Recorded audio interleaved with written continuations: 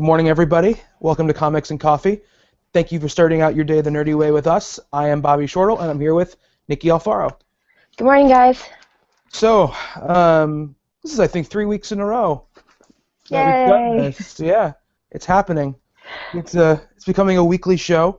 And I also want to welcome, we have a new video show to the Talking Comics family, Backup Stories with Justin Townsend and Rob Newire, which I think will be later today. So, growing the video offerings. But this morning we have a couple things to talk about. We're a couple news items, but nothing too major. And we're going to talk about our reactions to some books that came out. But first of all, Nikki, how was your week? It's been good. I spent a lot more time at the Black Canary than I should. The owner, the other day, I was introducing my cousin to the owner, and the owner is just like, "Yeah, we should just have a chair with her name on it." Like, uh-oh, that's a sign.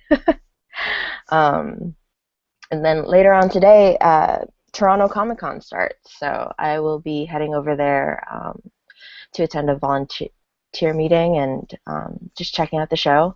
I might work Neil Adams' booth, but I'm not sure yet. So. Wow. All right. So I'm just looking at. I have it set up so that when we go live on YouTube, it automatically tweets from our account. But for some reason, it tweeted in Spanish. I don't have any idea why. But I'm just looking at it. He empezado un streaming en directo en YouTube. So there you go. We're streaming live on YouTube right now, in Spanish. Just use the SAP button on your remote, and it will be in Spanish. So that's awesome. So you might end up working in Neil Adams' booth. Have you ever met Neil before? No, he was signing at the Snail on Wednesday, but I had to leave early, so I completely missed him. Also, Jeff Johns was in town, or is in town, so he stopped by the Snail, but I was working when he was there, so I was kind of sad. But he'll be in Toronto a lot for Suicide Squad. That's awesome. Yeah, he tweeted. I remember I saw his tweets about being, I think, at like the coffee shop and everything there. Yeah. So speaking of media, of DC Comics media, another comic book show started this week. One of, like, I feel like 18 that air on Tuesday nights. iZombie, based on the Chris Roberson and Michael Allred comic of the same name, which was a Vertigo comic, is airing on the CW, and it is created by Rob Thomas, who is the creator of Veronica Mars. And so I have not really read the comic. I have the first trade, and I was just telling Nikki before we went live that this morning I was just reading through kind of the first issue, and it's markedly different than the show is. But I wanted to show, more of a Veronica Mars fan than an iZombie fan. Heard very good things about it. Roberson and Allred both were saying very, very nice things about it, even though it was very different from the comic. And so decided last night to give it a try and to watch it, and I had a great time with it. Nikki, what about you? It was really fun. The actress who plays the zombie character, she's from Once Upon a Time, I think. She played Tinkerbell. And although I'm not really a fan of Once Upon a Time, I did see her as Tinkerbell, and she was really charming. So it's great that she's getting a lead role. She's come a long way from the Power Rangers. I think she was the Yellow Ranger too. Oh, really? Yeah, she was the Yellow Ranger in one of the incarnations. Gotcha. Okay. But I really enjoyed the tone. I liked the formula, I guess. And I really appreciated that Michael Allred's art was kind of in the title sequence. I don't know if Mhm. that's going to be the same case for every episode, but it was really nice to see. Yeah.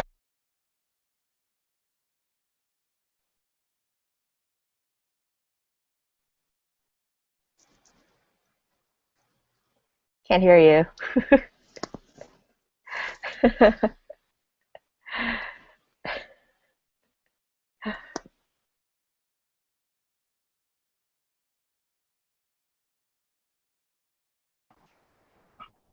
So you can hear me now, I'm guessing? Yep. Okay, I'm sure it doesn't sound as good, but I'm gonna try to fix what went wrong. I don't know what happened. I think the batteries died, and like I have like a wireless transceiver for this thing, and I think most likely the power died on that thing. And I have no idea where my batteries are right now. So you keep talking about iZombie, and I will be right back. Okay? All right. All right. Um, so iZombie um, features a former doctor, and she's very much the type to not go out, but the one time that she does, she gets bitten by a zombie or scratched by a zombie, and instead of becoming the surgeon that she wanted to be, she is now working in a morgue, and her family and friends do not know that she is a zombie and just think that she's suffering from PTSD. So it's really about her trying to navigate the world as a zombie who's working now in a morgue so she can have something to eat. And I don't know, it's just really quirky. Yeah. Yes. Okay. There we go. We are back on this. Okay. So yeah. So it's very quirky, and I don't know if I had to walk away for that second while I was doing that, but did you watch Veronica Mars, Nikki? No, not at all. I Okay. totally missed that. Okay. This is a little weird. Okay. So there we go. All right. So yeah. So Veronica Mars is I'm a huge fan of Veronica Mars. So even watching the trailer for iZombie, like it's weird because it has this voiceover where she's kind of talking about what's going on in her life and what she's doing, and she's a little bit deadpan, a little bit very like opinionated, very sassy at times, and she almost sounds like Kristen Bell at times in her voiceover. So it's very reminiscent of Veronica Mars at times, and all the things that made that show great have seeds, I think, here. The lead character, I think, has um, a sordid backstory, a sordid past, really for the past 5 months. But there's a section of her life that we don't really know what happened, and we don't know about.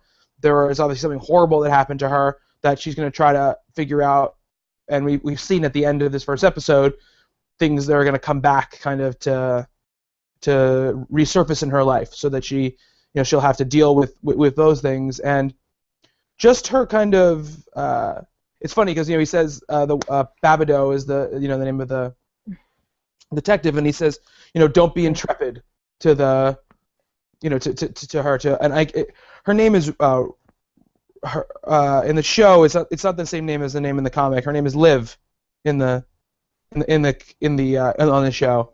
Ironic. Yes. um, but Liv ends up being very intrepid, and I think that it's very cool in that moment where she kind of realizes that she wants to help, and she wants to be something more than just someone who kind of, not to use too many zombie puns, shambles through life. But yeah, I loved the tone, and I thought it was funny. I think that there are the thing that makes, I think, the show the best is, I think, the cast, across the board is really, really solid, and really good. And so I do look forward to watching more of it. What do you think? Did it give you like feelings about hooks for like future episodes?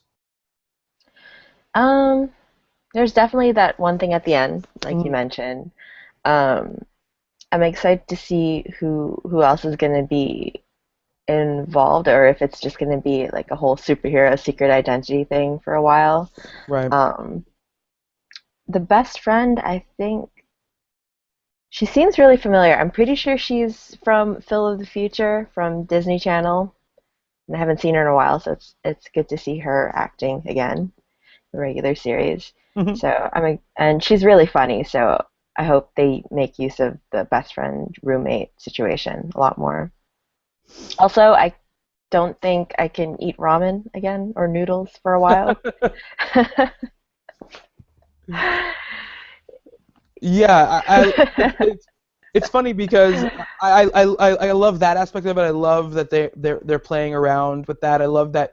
I always like when they do subversive things with the genre. So I like that there is no scene with the her boss at the morgue where he freaks out for a while or he has trouble with it or whatever. It just goes straight into him helping her and him being okay with it, stuff like that. I like again, I haven't read the comic, so I don't know. I know they pulled some of the thematic stuff from the book, but the plot is very different. I like the idea of an isolated kind of zombie outbreak. You know, that most zombie stories are this global spanning thing, and this is very much like it happened at this dock this one night because people were taking this weird drug, and that's all that really happened. You know, and I liked that about it. And yeah, I like her look. I like the look of the show. I'm really digging it. And I again, like I said before, I'm really digging the tone. I really like the it feels different than the other shows that I'm watching. So yeah. So you were absolutely right. The roommate, who is Ali Michalka, was definitely in Phil of the Future, which is something I have no idea about, but I think is really funny that you just pulled it immediately. Um, I think it's a show that people should check out. If you Definitely. that kind of thing. Yeah. So I mean I haven't watched all the TV shows this week. I haven't watched Powers or Shield yet. I So watched Shield. I haven't watched Powers. I watched The Flash. yeah, the Flash was I love this episode of the Flash. Yes. Um, But it's impossible to talk about without yeah, no, including spoilers, so I didn't bring it up no, there is no way to talk about it. But as a topic. yeah, some really cool things happen, and we're to see how the kind of be as cryptic as possible, how that stuff is actually going to work out because of the ending moment. You know, because the end of the show end of the episode could very drastically change what happens previously in the episode. So, but yeah, that last moment was definitely a like kind of holy shit moment for me. Uh, what I love about it is like it's just what they're doing on the screen right now. This is the Flash to me. Like when I picture the idea of like what I'd want to see in a Flash show, like what's happening on the Flash right now is kind of like exactly what I would have wanted. So that rarely happens in anything. So I'm excited about that. I think it's great because they just came straight out of the gate, embracing mm, everything about the Flash. So I think if they continue to do that, it'll continue to be a fun ride. yeah, absolutely. I watched Arrow as well, and I liked the episode a lot. But it's funny because uh, you know, iZombie and the Flash, not that they don't have the same tone, but they both have a more carefree tone. And when you go back to watching Arrow, you know, everything gets very serious, very serious, and it's just like, it's a little bit jarring going from one to the other. But I will say this about Arrow: that show has, for a TV show, even for a movie, has fantastic fight scenes. Like the actual like hand to hand combat fight scenes, I think are always awesome in it. And like the Ra's al Ghul stuff quite a bit. So I'm looking forward to seeing how that stuff progresses. I think we finally have a picture of what the rest of the season is going to look like, and I think that that has been the one thing that has been lacking from this season of Arrow, um, especially over last season, which is kind of that this is the villain, this is where it's going, this is what we have to look forward to, and what Oliver is going to be coming up against for the rest of the year. Because I think, but without that, we've gotten a lot more of the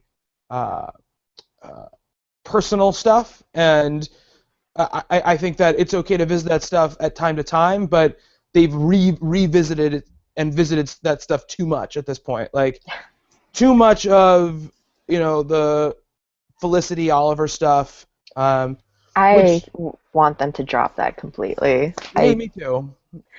Me too. I, Yeah. I see, like, I always saw a chemistry between them, but for me, it was never, I never thought that it should fully be romantic, and I don't know. I always thought it was a Chloe Clark situation, like in Smallville. Yeah, it is. It is like that, and because like, right, that, I mean, if you know the comics at all, he's gonna end up with Laurel. Like, that's what's gonna happen at some point in this whole weird journey that they're taking. So, I like Felicity a lot, but I prefer their relationship to be, like you said, more friend based, with maybe hints of chemistry here and there. And if you're going to pursue it, just pursue it to its logical end and then be done with it. So that's stuff I think they visited too much this season. But I think they're finally starting to move forward with some of the other relationships, like some of the Laurel and her dad stuff, all that kind of stuff. It's moving now. So I like that Nissa's staying in town. Yeah, me too. I do. I like that as well. It's funny though, because there's a big scene. That's not spoiling anything. There's a big scene where a bunch of criminals go into the police station and they're trying to kill the cops, right? And sitting there watching it, I'm like, I wonder if there's ever been an action show where, like, the normal everyday cops who are there aren't, like, the most ineffectual people in the entire world, because they don't they just, like, these people show up with machine guns and they go, like, hey, stop, and then they, like, shoot and miss with, like, every single bullet they shoot. And they never react to, like, what's happening. They're just, like, cannon fodder. They're just flailing. They're like, Yeah. And then down on the floor. That's Exactly. basically what their job is. I'm like, these people have training. They know how to use weapons. They know what to do when they get into a situation where they have to fight, people with weapons. And the fact that Laurel, who's trained with a boxer for, like, what, 3-5 months? Yeah. Is like, yeah. She's going. Is more effectual than the cops. Absolutely. I mean, hopefully now she's going to get trained a little bit with Nyssa, so that should maybe, hopefully, speed up her training a little bit. But I really hope their interactions stay as awkward as they were. Yeah. Like in that one scene. So you have daddy issues. I have daddy issues. Mm-hmm. Like, yeah, but your dad is the head of the League of Assassins. My dad just mad at me because I lied to him. Yeah. So, yeah, but I mean, I haven't watched Shield yet, which that's becoming quickly the one I kind of look forward to the most. So, looking forward to checking that out. As far as comics that came out this week, you reviewed Silk #2 for the site, Nikki. Yeah. Do you think it held up to the first one? I think it as much as I loved the first one, there was stuff that I didn't really that kind of kept it from being a 10 out of 10 for me. And issue 2 was definitely a 10 out of 10. It surprisingly, it also functions as a jumping on point for people who missed the first issue. But it also carried the story along. It doesn't have any Spidey cameos, which is great because she needs to hold her own.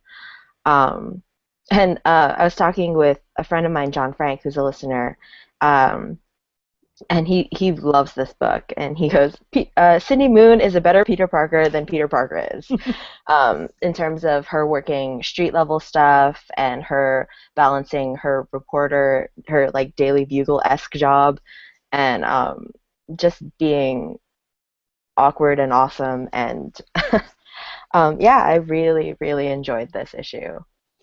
Cool, awesome. I haven't got a chance to read it yet. I think the only thing I've read, yeah, the only thing I've read is the Batgirl Endgame tie-in, uh, which I was looking forward to primarily because I mean I love the regular series, but this especially because I love Bengal's art. Um, if anyone's ever read Nausea, it's a gorgeous looking book. So I was looking forward to see what he was going to do with the art for Batgirl. And I liked the fact, right, that it was a tie-in to Endgame, but it wasn't part of the regular series. So it wasn't an interruption of whatever they were doing with the regular book. And it was very nice as well because, you know, we spent the week talking about stuff that wasn't about the inside of Batgirl. You know, it was about obviously the big thing at the cover. So it was nice to get the issues of Batgirl to actually read it and to remember, you know, firsthand why we had the discussion that we had about the cover in the first place. And Batgirl Endgame, you know, I was looking forward to it, but I was not expecting at all what I got from it. And I almost don't want to kind of. I mean, I don't know if they in previews they let you know what it was or whatever because I don't really dive into previews too much. I avoid it for the exact reason why I don't want to know a bunch of the interior art on a book before I get to it. So I don't know what they did or not for it, but I almost don't want to spoil like what the thing about it is because I was surprised by it and I want people to also be surprised by it. But Brendan Fletcher, Cameron Stewart, and Bengal did a really, I think, gutsy, cool thing with what they did with the issue. The direction they chose to go, it could have ended up feeling light and it could have ended up feeling cheap, but it ends up, I think, being a really effective way to tell the story. And I think if you read it, you know what I'm talking about. If you didn't, hopefully it makes you curious about it. But what did you think of the Endgame tie-in, Nikki? I I was really, really excited to get two Batgirl issues from the writing team, at least. And once I heard that Bengal was doing the art for it, I was so excited. I I was at the cafe Wednesday, and I had Red One, Silk, Batgirl 40, and Batgirl Endgame. And my friends at the table, um, they would they would hear me after reading each issue saying, "Oh my God, this is so good!" Like every like the four, and I'm just so excited. And I'm glad I left Endgame to the last because it's just gorgeous to look at, and it's all um, I I've stayed away from the event. With Batman, I've been waiting to read everything in trade.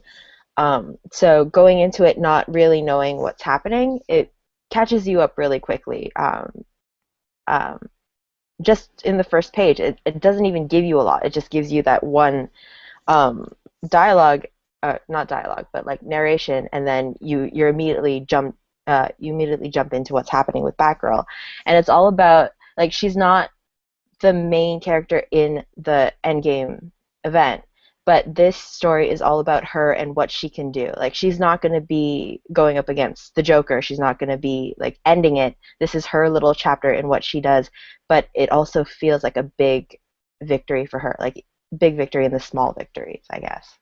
Absolutely, yeah.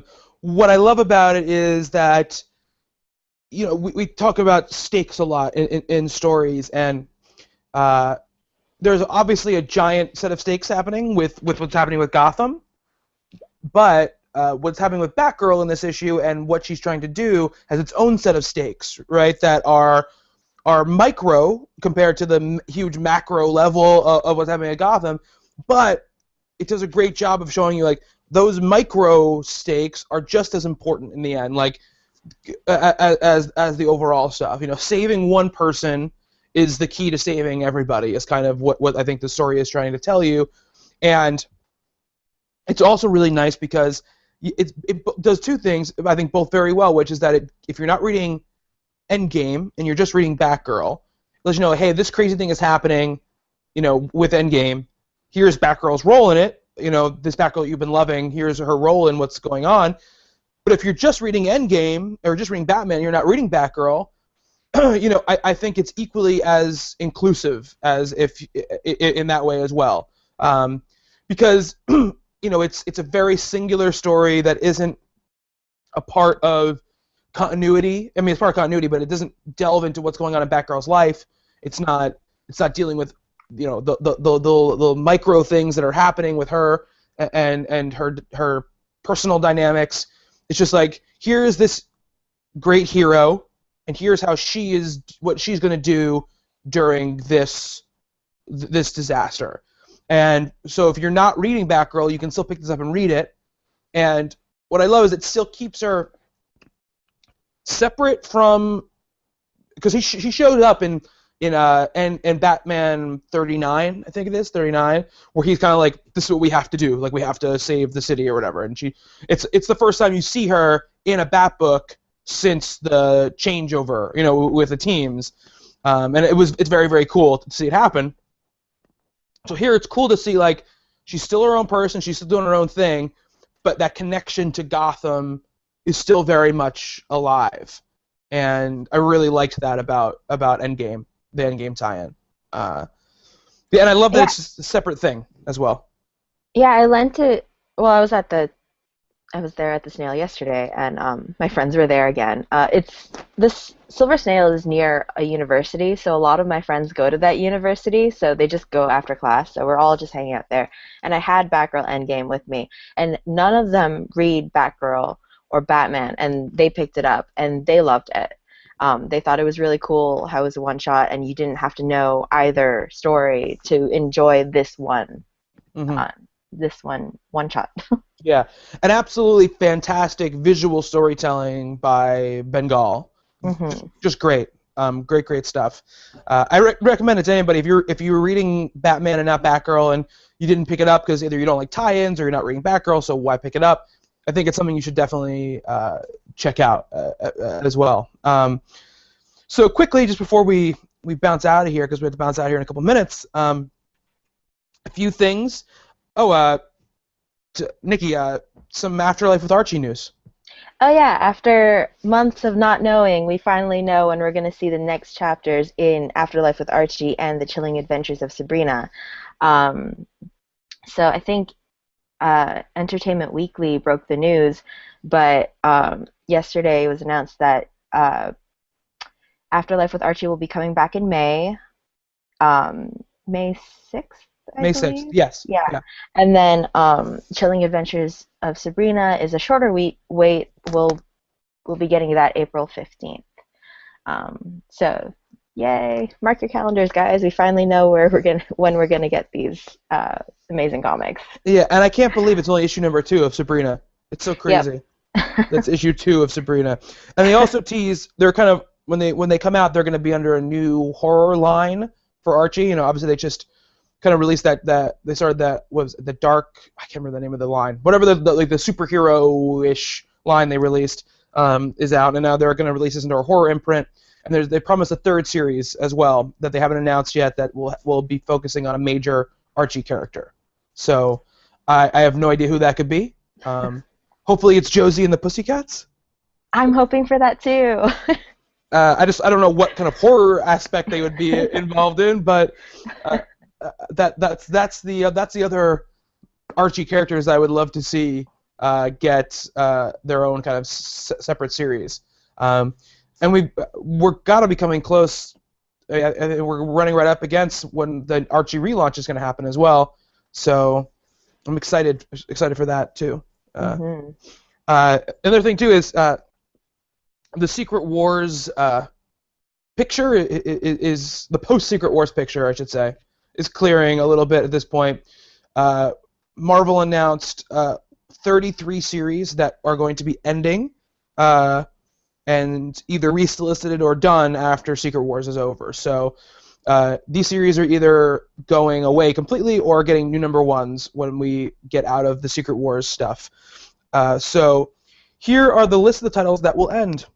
All new Captain America, all new Ghost Rider, all new X-Men, Amazing Spider-Man, Amazing X-Men, Angela, Asgard's Assassin, Avengers, Avengers World, Captain Marvel, Cyclops, Deadpool, Elektra, Fantastic Four, Guardians 3000, Guardians of the Galaxy, Hulk, Inhuman, Iron Fist, The Living Weapon, Legendary Star-Lord, Miles Morales, Ultimate Spider-Man, New Avengers, Nightcrawler, Nova, Rocket Raccoon, Secret Avengers, Spider-Man and the X-Men, Spider-Man 2099, Storm, Superior Iron Man, Thor, Uncanny X-Men, Wolverines, and X-Men.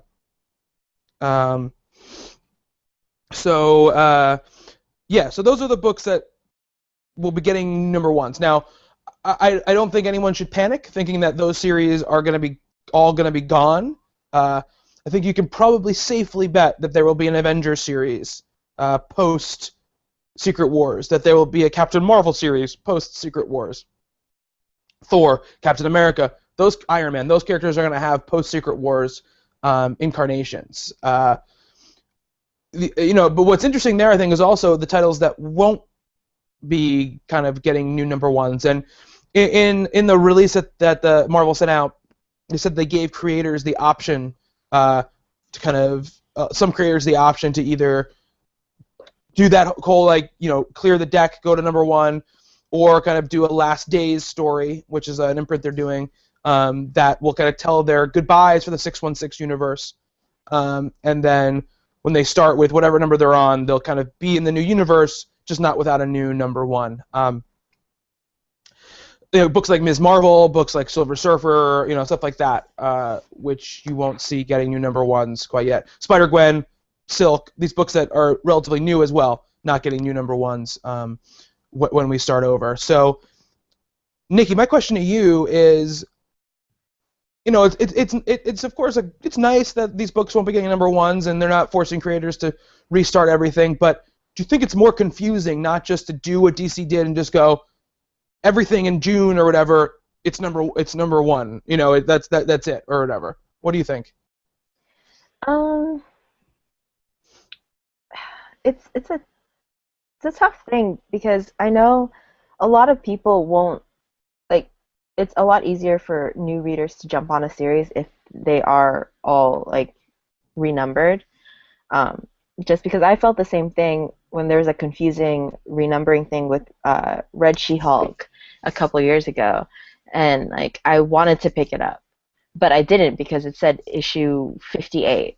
What I didn't know was that they just retitled in Hulk or Incredible Hulk to be Red She-Hulk and didn't renumber it, and I realized after it was canceled that that's what was happening, and I was kind of angry. So I think there are ups and downs to both. It can be confusing. A friend of mine picked up Captain Marvel thinking, it's a great jumping on point, but it was the second run for Kelly Sue's run, and it was confusing for him because it's not the real jumping on point for a complete Captain Marvel thing. So yeah. I don't know.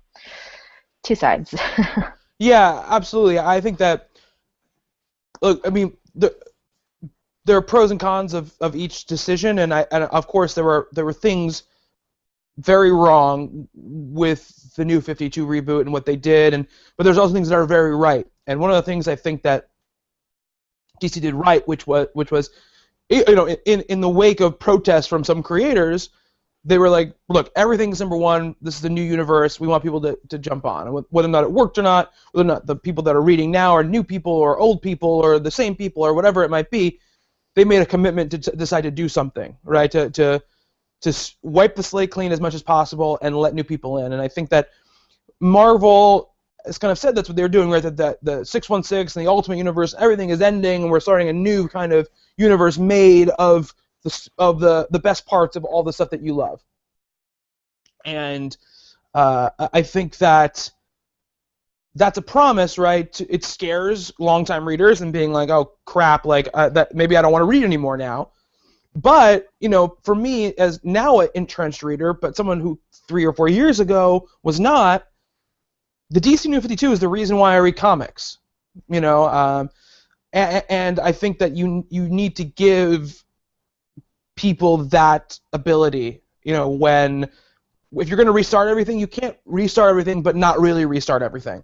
You can't be like, so there's going to be Avengers number one, but also, Silver Surfer number 14, and Captain and Ms. Marvel number whatever, and all that kind of stuff, Um, and I think that that's a confusing way to solicit your books out, especially because for some of those books, and look, I don't know exactly how this is going to work during Secret Wars. Other problem is that we don't know how this is going to go, but for the few months that Secret Wars is running, are they still going to keep publishing the books that will continue their numbering after Secret Wars is over? So are we going to get regular monthly issues of Ms. Marvel during that time?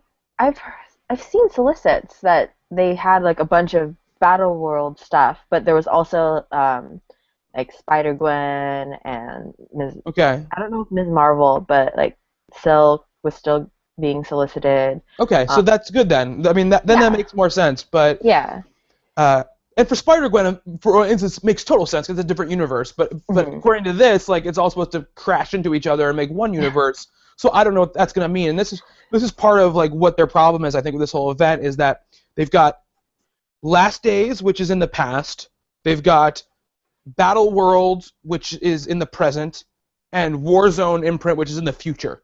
Like, it's really confused. Like the present, past, and future of what? Like I don't understand. We don't know what that means. You know what I mean? So, I think that they're running into an issue, but I think that they had a real chance after this is all over to kind of clear the decks and say like, okay, a lot of confusing stuff just happened, but it takes a lot of stuff to finish 60 years of continuity, But now here we go. Here we're gonna start fresh. I mean, luckily, I think the books that they're probably keeping on are books that are easier to get into anyway. But I don't know. For me, I feel like you either gotta do it or don't do it. Like, don't do it in the middle, but I also appreciate it for people who are just going to completely not get into Secret Wars. Like they at least still have these titles, because I think out of everything, the people who are into Spider-Gwen, who are into Silk, they'd probably be the ones least likely to pick up the main event anyways. Oh, absolutely. Yes. Right? So yes. it's good that there's that option there. Oh, yeah, totally. I mean, I don't mind that they're running during Secret Wars, but I just mean, like, after it's all over. Just to have that clean slate. Just have that clean slate, like, chop. Like, okay. So, and it doesn't have to be a new creative team. It doesn't, you don't have to get, maybe you have to get rid of everything you did.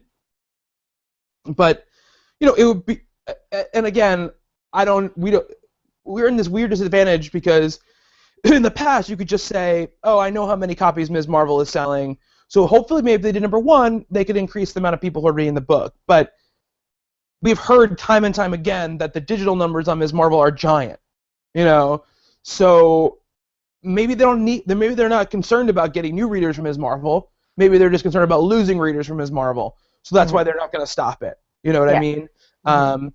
But for other books, I don't, and maybe they know there's a ceiling on books. Like if you renumber Loki, Agent of Asgard, like is that really going to make a big difference on how many people are reading it, or is it just going to piss off the people who are reading it? So I don't know. I just think like if you're going to do something, you should kind of go all the way with it, instead of kind of doing half. Because I would assume that even if they're not going to renumber it, the continuity is still going to change on what's going on with it. They've kind of already said that they'll have their Last Days, because I think Magneto, Ms. Marvel, all those books are having like the Last Days banner on them while Secret Wars is running. And so that will be kind of their goodbye from the 616 universe as we know it now. And then when Secret Wars ends and, Ms. Marvel 16 or whatever comes out and it's the first one afterwards, it's still going to be like this new rejiggered universe that we were talking about. So I don't know. I mean, I don't know what... That's confusing. Exactly, that's what I mean, right? So just do the Last Days, have it run through Secret Wars, and then go to your real number is over, chop it, and then start again at number one. That's the only thing I wish they would do, because I just feel like you said, it's confusing. So you're reading it, and then it's going to be like, okay, so I pick up 17, and now stuff is completely different. Maybe you'll be there in the story, and maybe it won't be confusing for people who are reading it, but I just think trying to communicate it to people is confusing. That's the only thing I think about it. But we'll have to see what happens. I'm not like it probably seems this way. I'm not like completely negative about Secret Wars. Like I think that some of the spin-off series and some of the series that are cropping up just for it, I think, sound interesting. And much like Flashpoint a few years ago, DC did, there were some really cool like alternate universe stories they told in that world. And I liked that series. And the last event I really liked from Marvel was Infinity, which was written by Jonathan Hickman. So I think it has potential to be cool. I just think all of the kind of rigmarole around it gets to be a little bit intimidating. But that is just me. That's just me. But I think that's going to do it for Comics and Coffee this week. If you guys want to get in touch with us, please tweet at us at Talking Comics. Come to the website, talkingcomicbooks.com, and check it out either in the videos tab or in the podcast tab under Talking Comics Special Edition. If you want to follow us personally on Twitter, I'm at Bobby Shortall. Nikki. And I am Asian Batgirl. All right, awesome, guys. So that's going to do it for Comics and Coffee. We will see you again next week, but thank you for starting your day out the nerdy way with us. Awkward goodbye.